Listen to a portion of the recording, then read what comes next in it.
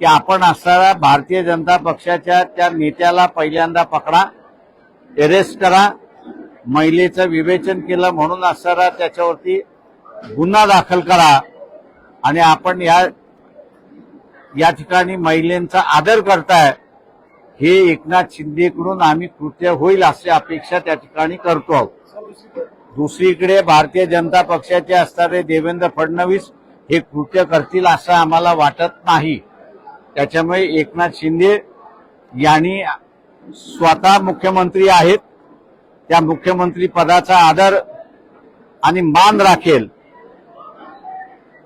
कलेक्टरला आणि एसपीला आदेश द्यावेत अशी आम्ही त्यांना विनंती करतो। सर, मणिपूरची जशी घटना होती त्याच पद्धतीने ही जी घटना आहे ती पुनरावृत्तीत झालेली आहे। सातत्याने महिलांच्या सुरक्षतेच्या संदर्भात महाराष्ट्रामध्ये अनेक गोष्टी घडत असताना आता ही मोठी जी आहे महिलांचा अनादर करणारी गोष्ट घडलेली नाही। ही वस्तुस्थिती आहे की भारतीय जनता पक्ष सत्तेवरती आल्यानंतर या राज्यातल्या मुली गायब होणं हा मोठ्या प्रमाणात चाललेला आहे। गृहमंत्री जे आहेत ते गपचूप असलेले आहेत, काहीच बोलत नाही आणि म्हणून आम्ही एकनाथ शिंदे यांना असं हे करतोय की तुम्ही मुख्यमंत्री आहात, तुमच्यावरतीच भारतीय जनता पक्ष आणि एनसीपी मधून फुटून गेलेले अजित पवार हे अवलंबून आहेत हे लक्षात घ्या। जी चूक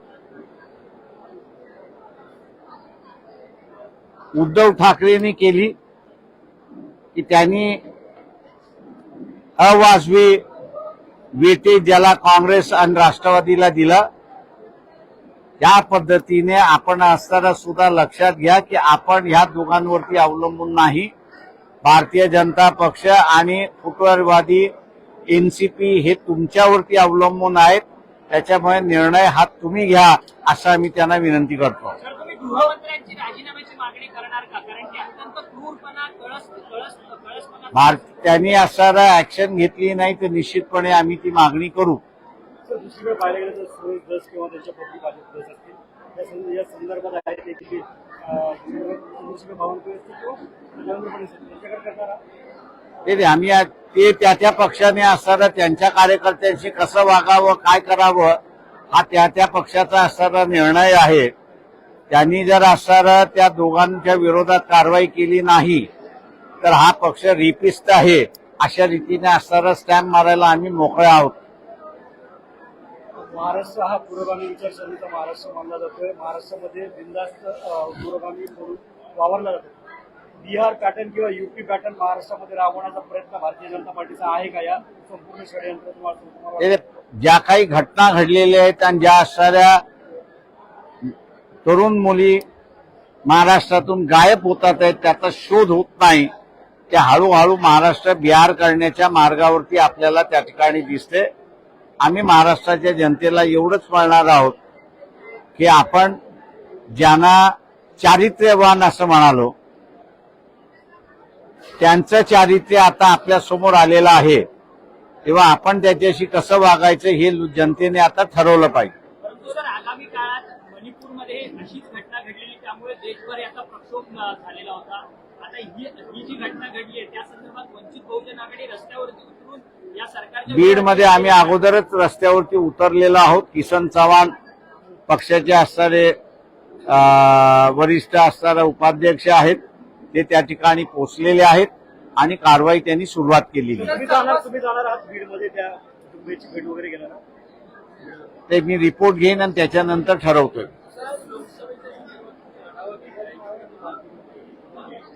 सर, वारंवार तुम्ही या संपूर्ण प्रकरणाची मागणी करणार आहात त्या चौकशीची, कारण हे प्रकरण गंभीर प्रकरण आहे। मणिपूर सारखं प्रकरण घडले तसं महाराष्ट्रामध्ये घडले, ते आम्ही असणारा निवडणुकीच्या पार्श्वभूमीवर असं षडयंत्र भारतीय जनता पार्टीकडून करण्याचा प्रयत्न ते आम्ही असणारा त्याची चौकशी झाली पाहिजे, तिला न्याय मिळाला पाहिजे आणि ज्यांनी कोणी केला आहे त्याला असणारा शिक्षा झाली पाहिजे एवढं आम्ही त्या ठिकाणी पाहू। सर, आज तुम्ही संपूर्ण मुंबईतल्या 6 लोकसभा जागांची आढावा बैठक घेत आहे. खरं तर तुम्ही वारंवार इंडिया आघाडीमध्ये सामील करून घेण्याच्या संदर्भातलं पत्र जे आहे तुम्ही काँग्रेसच्या नेत्यांना दिलं, राष्ट्रवादीच्या नेत्यांना दिलं. आता तुम्ही स्वबळाची तयारी करता आहात का? ते मी मागेही म्हणालो होतो की ज्या अर्थी महाराष्ट्र विकास आघाडी ते 3 पक्ष काँग्रेस, राष्ट्रवादी आणि शिवसेना वर्ष सव्वा वर्ष झाले तरी त्यांच्या लोकसभेच्या सीट शेअरिंग बद्दल काहीही चर्चा नाही. वल्गना फक्त त्या ठिकाणी करतायत की ही समिती झाली, ती समिती झाली, असं जे वातावरण आहे. आणि दुसऱ्या बाजूला मध्य प्रदेशमध्ये एनडीएतला असणारा एक घटक समाजवादी पक्ष, अखिलेश या वरिष्ठ नेते जी भाषा वापरतात आहेत की अखिलेश फिकलेश कोण आहे हम नाही जानते, अशी जी भाषा आहे त्या भाषेवरनं आम्हाला असणारा जो बोध घ्यायचा आहे तो बोध आम्ही असणारा घेतलेला आहे. आम्ही युती झाली पाहिजे यासाठी पूर्ण प्रयत्न करणार. पण उद्या युती झाली नाही तर सरप्राइझिंगली आम्हाला सगळ्यात जागा लढाव्या लागतील अशी परिस्थिती आमची होऊ नये म्हणून आम्ही आता कार्यकर्त्यांना त्या दृष्टीने तयार करतो आहोत की मुंबईतल्या 6च्या 6 युती झाली नाही तर 6च्या 6 जागा आपल्याला लढाव्या लागतील. आणि त्या लढवत असताना आपण 2 लाख मतदानापर्यंत कशा रीतीने पोहोचलं पाहिजे, नॉन मुस्लिम मतदानामध्ये 2 लाखापर्यंत आपण कशा रीतीने पोहोचलं पाहिजे याचा आराखडा आम्ही असताना बांधतो.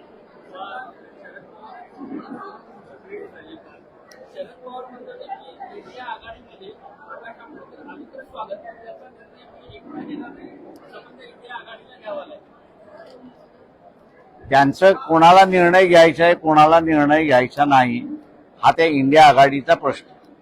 त्यांनी जर आम्हाला निमंत्रण दिलं तर आम्ही त्या आघाडीमध्ये जाणार. निमंत्रण आलं नाही तर त्यांना घ्यायचं नाही हा सरळ सरळ त्याच्यातला संदेश येतो. त्याच्यामुळे आम्हाला मी जसं म्हणतोय वर्स्ट कम वर्स्ट त्या ह्याच्यामध्ये समजा इंडिया आघाडीमध्ये आम्हाला घेतलं नाही आणि आज आम्हीही म्हणतोय आणि उद्धव सेना ही म्हणते की आम्ही युतीमध्ये आहोत.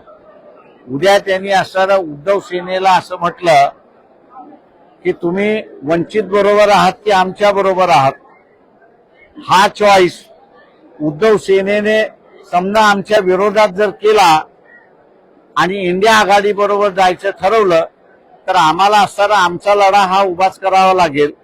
म्हणून म्हटले वर्स्ट कम वर्स्ट हा सिनॅरिओ लक्षात घेत आम्ही आमच्या तयारीला लागलेलो आहोत.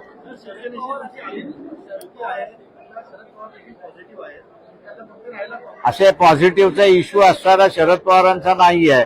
कारण का शरद पवार आणि काँग्रेसचे दोघंही सेम वेव्हलेंथवरती आहेत असं मला दिसत नाही.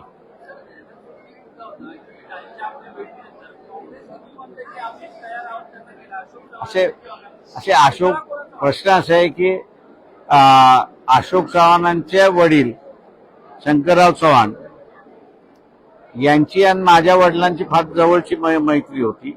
वसंतदादांबरोबरची जशी होती तशी, यशवंतराव चव्हाणांबरोबरची होती तशी ती मैत्री आमची असताना आम्ही दोघंही एकमेकांच्या विरोधात जरी लढलो असलो तरी आज आमची रिलेशन्स कायम आहेत असं मी त्या ठिकाणी म्हणतोय. आणि म्हणून त्यांनी त्यांची इच्छा व्यक्त केली की घेतलं पाहिजे. पण तेही म्हणतात की माझं व्यक्तिगत मत आहे. त्यांचे चाललेले आहेत प्रयत्न. पण मी जसं म्हणालो की उद्या इंडिया आघाडीमध्ये आम्हाला घ्यायचं नाही असं ठरलं आणि तिथे असणारा उद्धव ठाकरे यांच्या पुढे पेच केला की तुम्हाला इंडिया पाहिजे की वंचित पाहिजे. आणि समजा उद्धव ठाकरेंनी इंडिया हा जर त्या ठिकाणी चूज केला तर मग आम्हाला आमचा लढा हा उभा करावा लागेल. ती सिनॅरिओ लक्षात घेताना आम्ही असताना आमची बांधणी करतो. सर, तुम्ही बोलतोय असं म्हणाले की राष्ट्रवादी किंवा काँग्रेस याच्यामध्ये कुठेतरी बोलताना मतभेद सोबत जाणार. माझं म्हणणं असं आहे की ज्या अर्थी त्यांचा आतापर्यंत म्हणजे फेब्रुवारीमध्ये आता सर्वच राजकीय पक्षांपर्यंत ही बातम्या येऊन पोहोचलेल्या आहेत की फेब्रुवारीमध्ये असणारा लोकसभा अनाऊन्स होऊ शकते किंवा जानेवारीमध्ये होऊ शकते.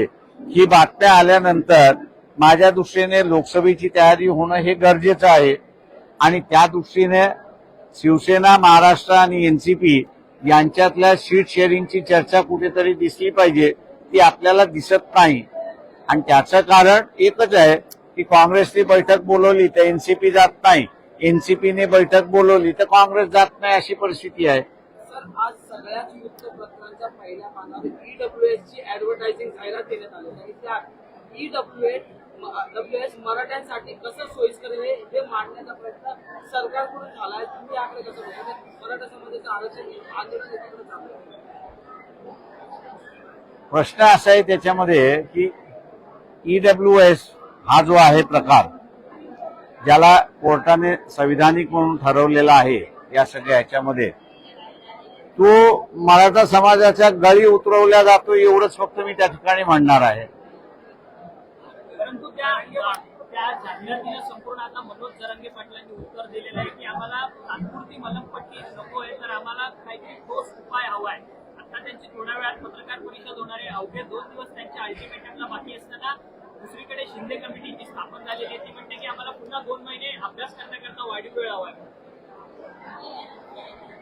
मी कालही म्हणालो आणि आजही म्हणतोय आपल्यासमोर की शासनाने प्रामाणिकपणे मराठा समाजाला असणारा विश्वासात घेऊन की आम्हाला नेमकं काय करायचं आहे याचा त्यांनी प्रामाणिकपणे खुलासेवार त्यांना सांगितलं पाहिजे. ही 15 दिवस, महिना, 2 महिने, 3 महिने असं जे टाळमटाळ चाललेलं आहे त्याच्यातून चीड निर्माण होते हे लक्षात घ्या.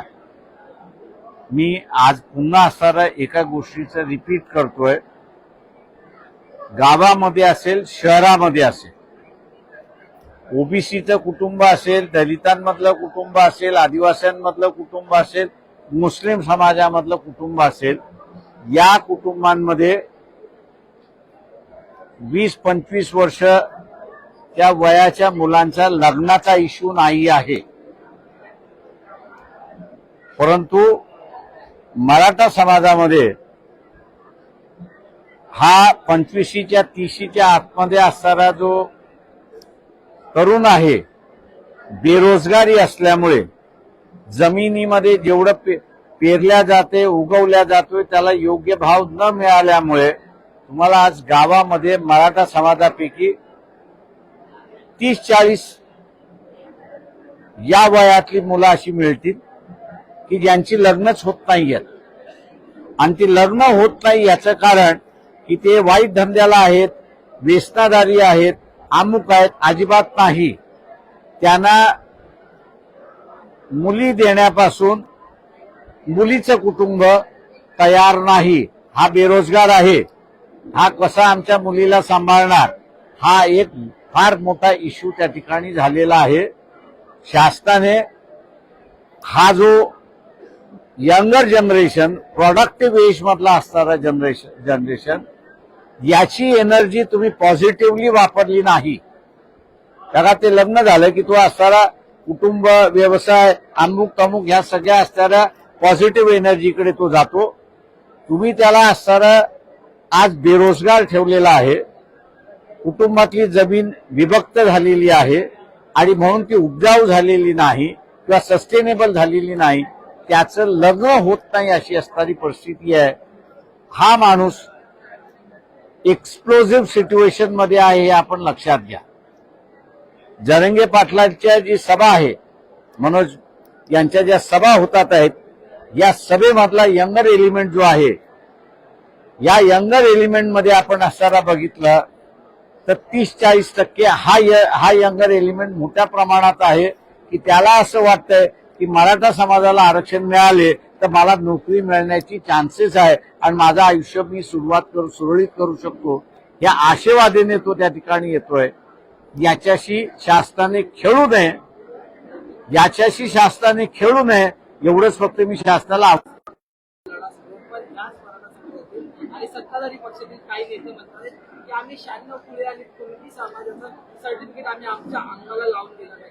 पुन्हा एकदा जातीवादाकडे भरकवला जातो हा मुद्दा. प्रश्न असा आहे, मी म्हणूनच मी मागे म्हणालो होतो की इथं असणारा निजामी मराठा आणि रयतेतला मराठा, रयतेतला मराठा हा मातीतला मराठा आणि हा निजामी मराठा हा सत्तेतला मराठा. त्याच्यामुळे सत्तेतल्या मराठ्याची मस्ती आपल्याला दिसायला लागलेली आहे. तो आता रयतेच्या मराठ्यांचं जे आहे तो हिनवणं चाललेलं आहे, त्याला अपमानित करणं त्या ठिकाणी चाललेलं आहे आणि त्याला आरक्षण कसं मिळणार नाही या दृष्टीने त्याचे प्रयत्न चाललेले आहेत. थँक्यू. जर तुम्ही ते धूळ प्रदूषणावर एक आंदोलन घेणार आहे, आता केंद्र हस्तक्षेप करते या सगळ्या मुद्द्यांमध्ये. मुंबई ही दिल्लीलाही मागं ठेवलेली आहे प्रदूषणाच्या बाबतीत आणि आज अँटी स्मॉग करतात ते पालिकेत. मी असणारा आपल्याला एक 26 तारखेला जे आहे पोल्युशन बोर्डावरती आम्ही असणारा मोर्चा टाकणार आहोत. दिल्लीमध्ये पोल्युशन ज्यावेळेस झालं त्यावेळेस सुप्रीम कोर्टाने 3 इंडस्ट्रीज 3 कॅटेगरीमध्ये डिवाइड केल्या आणि ह्या 3 कॅटेगरीमधल्या डिवाइड केलेल्या इंडस्ट्रीमध्ये ज्या पूर्णपणे हॅझर्डस आहे, टॉक्सिक गॅसेस सोडतात, त्यांना असणारा पूर्णपणे बंदी केलेली आहे. तो जो दिल्ली शहरापुरता असणारा निर्णय जो आहे तो महाराष्ट्र शासनाने तशाच्या तसा रीतीने स्वीकारावा आणि पोल्युशन बोर्डाने ती गाईडलाईन लक्षात घेऊन मुंबईतून या ज्या टॉक्सिक इंडस्ट्रीज आहेत यांचं लायसन्स कॅन्सल करावं अशी मागणी आम्ही असणारं त्या ठिकाणी घेऊन चाललेलो आहोत. आणि हा मोर्चा 26 तारखेला आहे. मुंबईचे आमच्या असणारे अध्यक्ष जे आहेत अबुलबाई जे आहेत त्या नेतृत्व करणार आहेत आणि त्यांच्या अध्यक्षतेखाली हा मोर्चा आहे. या आधी पंजाब गेल्या वर्षी पंजाब मॉडेल पंजाब चंदीगडमध्ये जसा मॉडेल तयार करण्यात होता की इमारतीच्या बांधकामावर कव्हर अप करण्याचा तो मॉडेल राबवण्याचा प्रयत्न झाला होता, पण तो फसला होता. आता दिल्ली मॉडेल मुंबई सक्सेसफुल आहे. मी मुंबईमधलं एक सगळ्यात चांगली गोष्ट अशी आहे की जी इतर कुठल्याही शहरामध्ये नाही, ती म्हणजे मुंबई चारी बाजूने पाणी आहे. स्मॉग जाण्यासाठी पूर्णपणे मोकळीता आहे, पण स्मॉग एवढा निर्माण केला जातोय की तो बाहेर पडण्याच्या आतमध्ये नवीन स्मॉग त्या ठिकाणी असताना येतोय. तो नवीन स्मॉग बंद करण्याच्या दृष्टिकोनातून या टॉक्सिक कंपन्या ज्या आहेत या बंद केल्या पाहिजेत आणि त्याच्या विरोधातला आमचा हा मोर्चा आहे.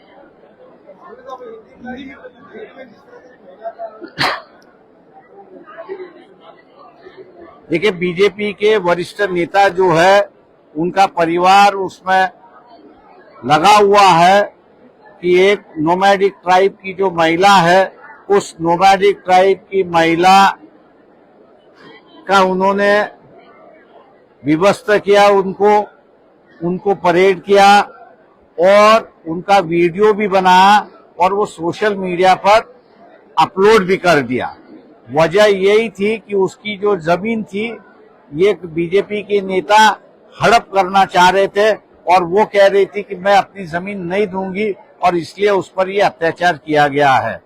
हम लोग जो है एकनाथ शिंदे इनसे अपील करते हैं और ये कहते हैं कि आप जो है इस बात से संतुष्ट रहिए कि आप बीजेपी और टूटा हुआ एनसीपी का जो नेता है उन पर आप डिपेंड नहीं हो.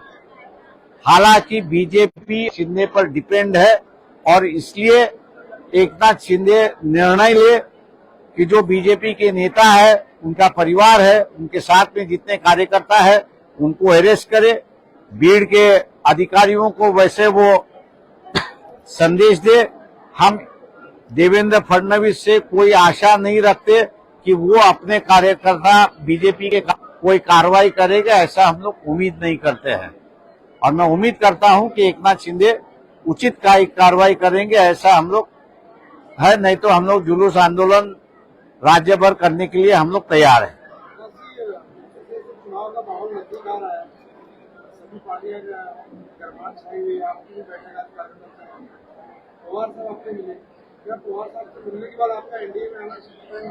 सवाल ऐसा है कि पवार साहब को जो मैं मिला तो 15 लोगों के साथ में था। कॉफी पीने के लिए हम लोग गए थे, क्योंकि उनके ऑफिस में, उनके यशवंतराव चौहान प्रतिष्ठान में ही बाबा साहब ने लिखी हुई प्रॉब्लम ऑफ रूपी को 100 साल हुए थे और उस पर चर्चा विचार गोष्ठी में था। तो इसलिए वहां कोई राजनीतिक चर्चा नहीं हुई है।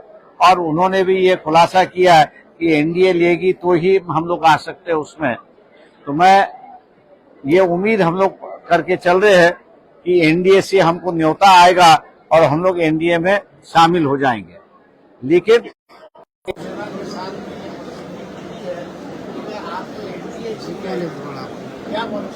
इसका फैसला और शिवसेना अगर है तो वंचित को अकेले जाने के अलावा कोई रास्ता ही नहीं है।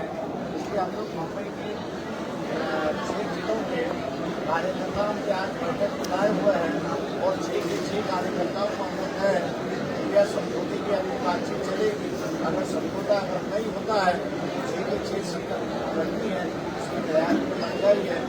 और हर लोकसभा कॉन्स्टिट्यूंसी में कम से कम 2 lakh non Muslim voter 2 lakh के पास है कि अगर आप लोग काम आओगे मुस्लिम समाज को है बैठा है तो जो है वंचित के साथ आ सकता है। और जो मिलकर हम लोग हासिल करना चाह रहे थे वो चीजें हासिल कर सकती है। इस बात के कार्यकर्ताओं के साथ बातचीत जी इंडिया महागठबंधन से लेकर बहुत सारी देशों का यहाँ पे बहिणीचा फोन आला। पिछले इलेक्शन के बाद मैं यही कहूँगा कि आपको अगर देखना है कट क्या समाजवादी पार्टी के नेता जो है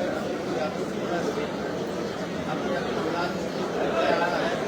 कांग्रेस वाले अपने से सबसे बड़ी पार्टी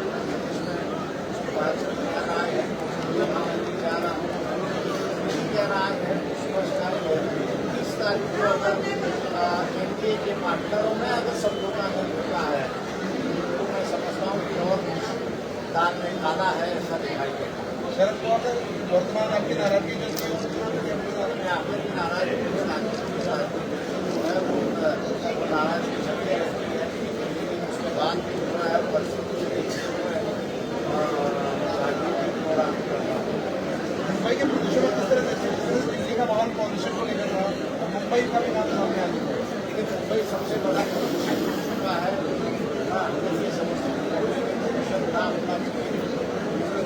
चारों तरफ से बिल्डिंग है, पानी भी पानी है और हवा हमेशा खेलते रहती है यहाँ पर।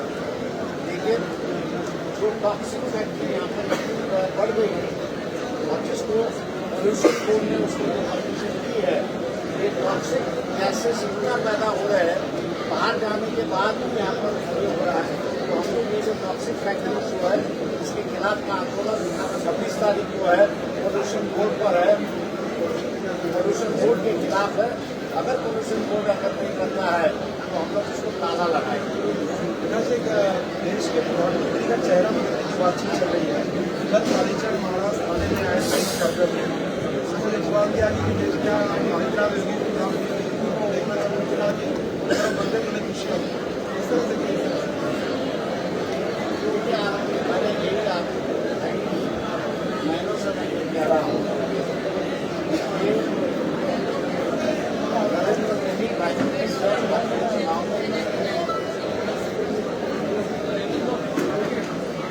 और उसकी वजह है कि नरेंद्र मोदी को अगर प्राइम मिनिस्टर बनना है तो जो है 272 सीटों की जरूरत है। अगर 272 सीटें उनके पास अगर मिलती है वो ही वो बन सकते हैं। अगर वो उनको नहीं मिलता है इंडिया का जो गठबंधन है वो इंडिया का गठबंधन जो है वो प्राइम मिनिस्टरशिप क्लेम कर सकता है। वही परिस्थिति मैं मानता हूँ कि योगी जी की है। उनको भी अगर प्राइम मिनिस्टर बनना है बीजेपी के पास 272 है।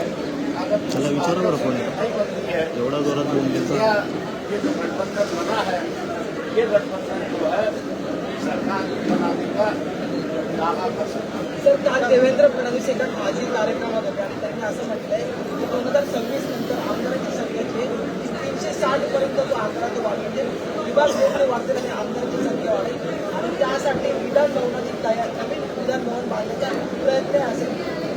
त्याच्यापेक्षा फार चांगलं राहील देवेंद्र फडणवीस स्वतःच्या मागणीशी इमानदार राहणार. भारतीय जनता पक्ष देवेंद्र फडणवीस यांनी 10 वर्षांपूर्वी वेगळा विदर्भ झाला पाहिजे अशी मागणी त्या ठिकाणी केली. आपल्या समोर आता आहे छत्तीसगडचं उदाहरण आहे, मध्य प्रदेशचं उदाहरण आहे, झारखंडचं उदाहरण आहे, ओरिसाचं आपल्यापुढे उदाहरण आहे आणि बिहारचंही आपल्यापुढे उदाहरण आहे की राज्य छोटी झाली की तिथल्या लोकांचा असणारा प्रगती होते आणि बदलही त्या ठिकाणी होते. महाराष्ट्रामध्ये 2 ठिकाणमध्ये भांडणघाट मोठ्या प्रमाणात चाललेला आहे. एक ऊसाचं आणि दुसरं कापसाचं.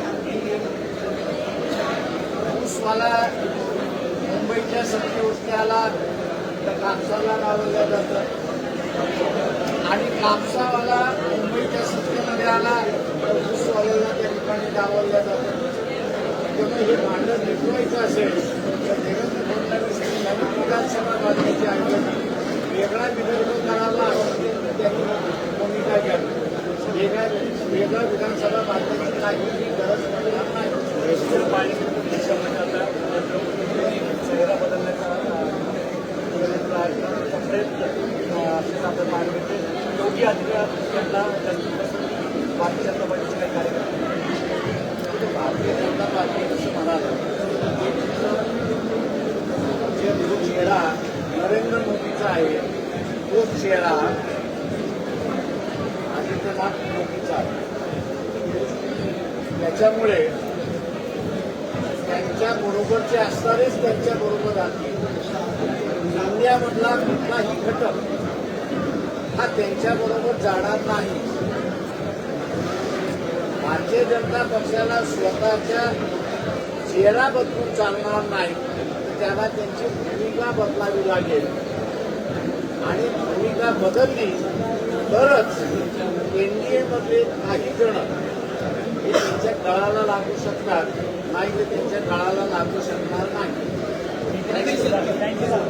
किती लोकसभा पदाला गरज पडते मंत्री पदासाठी किती लोकसभा काल होगा कि अगर नरेंद्र मोदी को प्रधानमंत्री बनना है और आदित्यनाथ योगी को प्राइम मिनिस्टर बनना है तो कम से कम 272 सीटों की जरूरत है. प्राइम मिनिस्टर किंवा भारतीय जनता पक्षामार्फत योगी हे होणार असते तर त्यांना सिंपल मेजॉरिटीची गरज आहे आणि ती सिंपल मेजॉरिटी 272ची आहे हे आपण लक्षात ठेवा. थँक्यू.